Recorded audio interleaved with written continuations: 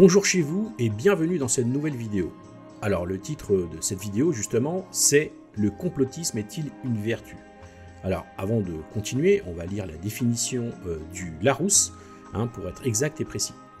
Alors la définition est « se dit de quelqu'un qui récuse la version communément admise d'un événement et recherche à démontrer que celui-ci résulte d'un complot fomenté par une minorité active ».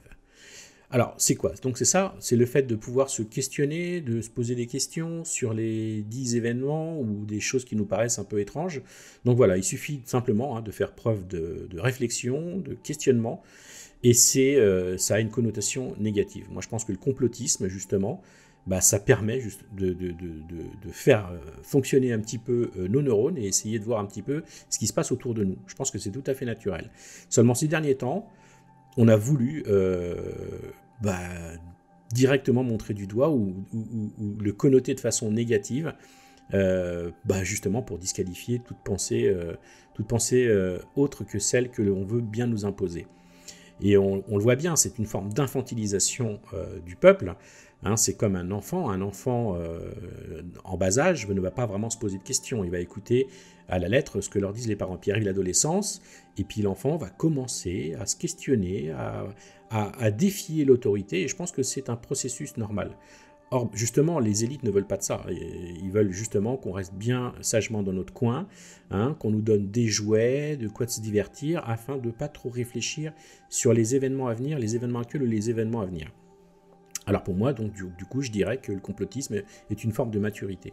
Alors évidemment, correctement dosé, on ne rentre pas dans les extrêmes, mais je pense que ça fait partie d'une forme de liberté d'expression, de pouvoir mettre en doute les gouvernements, les élites, puisque de toute façon, on n'a pas grand-chose, on n'a pas notre mot à dire. On l'a vu, lorsqu'on nous a imposé par référendum l'adhésion dans l'euro, on a dit non, et puis en 2005, on nous l'a glissé par derrière. Mais bon, voilà, pour vous dire un petit peu les marges de manœuvre.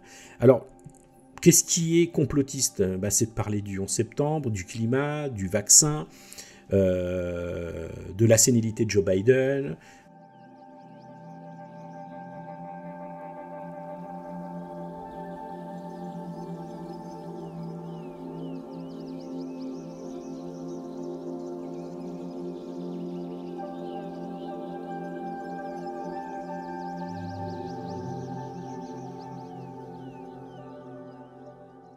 De Hunter Biden, son fils, vous savez, toutes les choses qui sont arrivées dernièrement.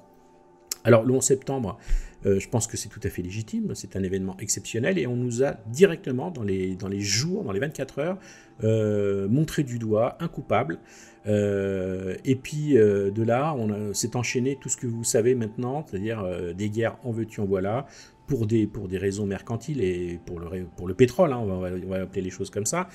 Et voilà, c'est comme ça, c'est la vérité, ça a été écrit, on n'a pas le droit de se poser de questions. Alors, on peut se la poser la question, parce que lorsqu'on voit la façon dont sont tombées les tours, moi en tout cas, les bras m'en sont tombés, et puis c'est pas que les 2 tours qui sont tombées, il y a le Pentagone, il y a... comment expliquer, par exemple, tout simplement, je suis en droit de me poser cette question, comment la première force mondiale a pu se laisser braquer 4 ou 5 avions et les planter sur le Pentagone, dans les tours de New York, etc., etc. Et puis cette fameuse tour numéro 7, qui s'écroule comme un château de cartes alors qu'elle n'a pas été impactée par un avion.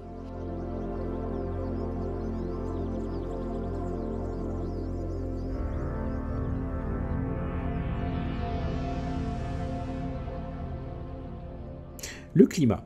Moi, depuis que j'ai l'âge de raison, le climat, c'est quelque chose, c'est dramatique. En fait, on va tous mourir dans les flammes de l'enfer.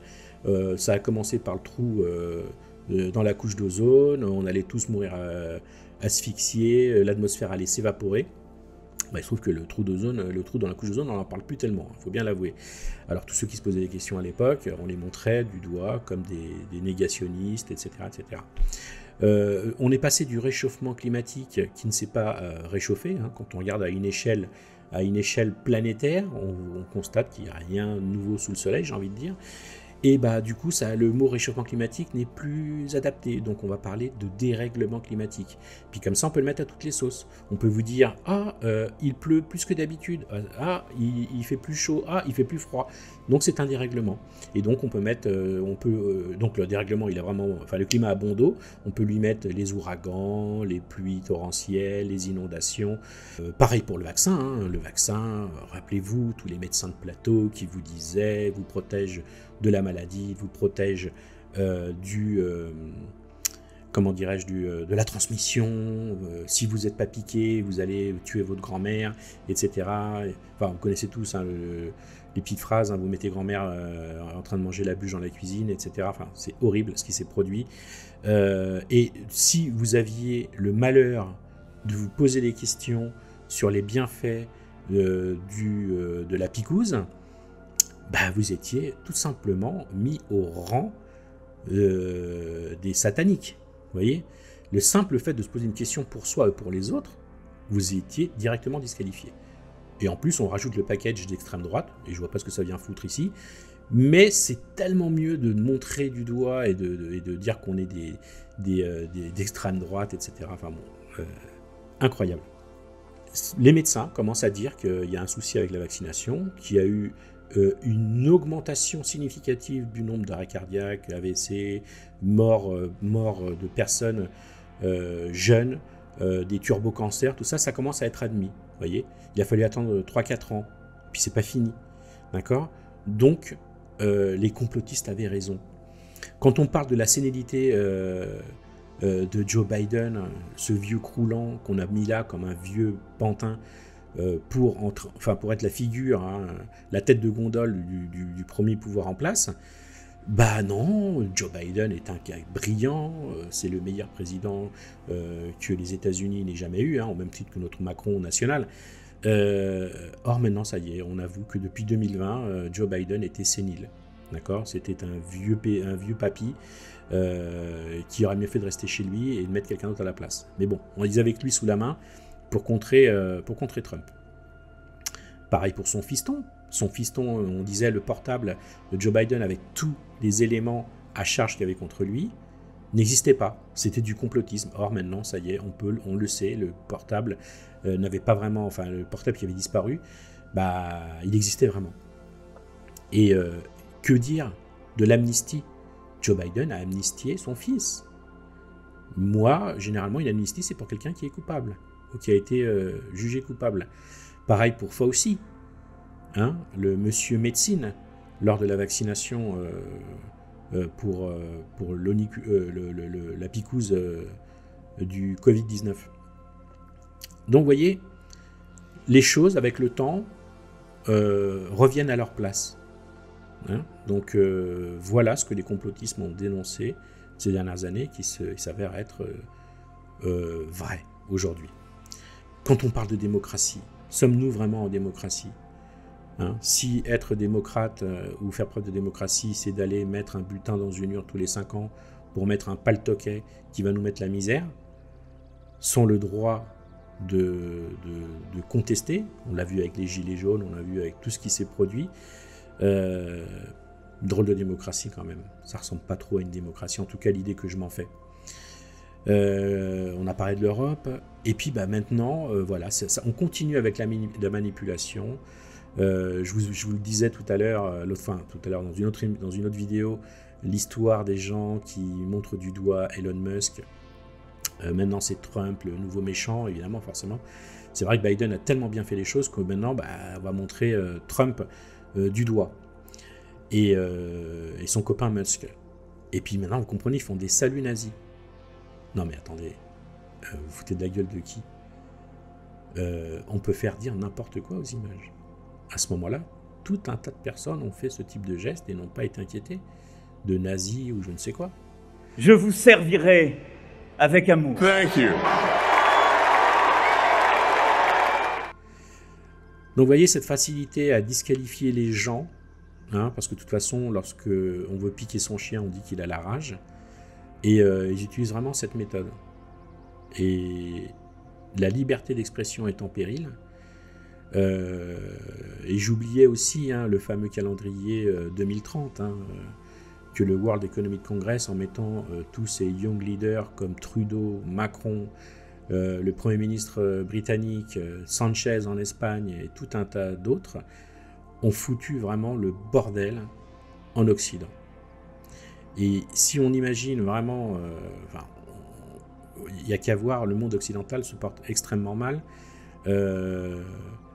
les frontières ouvertes à tout va, regardez ce qui s'est passé, et là on va dire encore que c'est du complotisme, mais non, puisque c'est en train d'être dit, la police, les juges, tout le monde savait qu'en Angleterre, au Royaume-Uni, il y avait le gang des Pakistanais qui ont violé, torturé et tué des milliers de jeunes filles britanniques. Et ils ont été, tout ça a été couvert pour ne pas être étiqueté d'un quelconque racisme. C'est quand même fou. On est vraiment, le monde occidental va très mal, très mal. Mais c'est tellement mieux de montrer du doigt la Russie comme le grand méchant, la Chine, qui en définitive, quand vous regardez sur l'échiquier mondial, ce sont les seules puissances qui sont indépendantes, qui sont, je cherche le mot, et ça ne me vient pas, mais c'est pas grave. Au pire, je le mettrai en dessous. Et donc ça inquiète. Ces têtes-là, il faut les couper parce qu'ils ne rentrent pas dans le moule. Donc quand vous avez Klaus Schwab là, qui vous dit il ne faut pas avoir peur, demain vous ne posséderez rien mais vous serez heureux. On n'a rien à cacher. Il ne faut pas avoir peur. Il dit vous, il ne dit pas nous ne posséderons rien et nous serons heureux. Nous serons heureux. C'est vous, comprenez? Vous les gueux. Avec bonne santé les gueux! Que fait ce clochard ici? Pour finir, je pense que le complotisme est une vertu.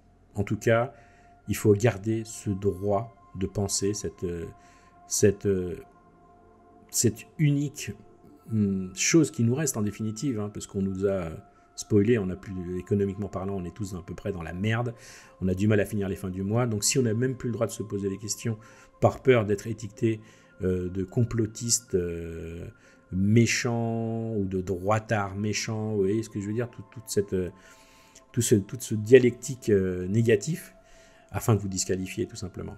Donc je vous invite vraiment à ouvrir votre bouche, à dire les choses lorsque c'est possible, et ne plus avoir peur. Il ne faut pas avoir peur. D'être marginalisé. Parce qu'on l'est déjà de toutes les manières. Nous le sommes déjà. Donc, dites les choses, quitte à blesser, mais ça fera peut-être bouger les idées en tout cas. C'est tout pour aujourd'hui. Je vous souhaite à tous une excellente journée, soirée, et je vous dis à la prochaine vidéo. Salut!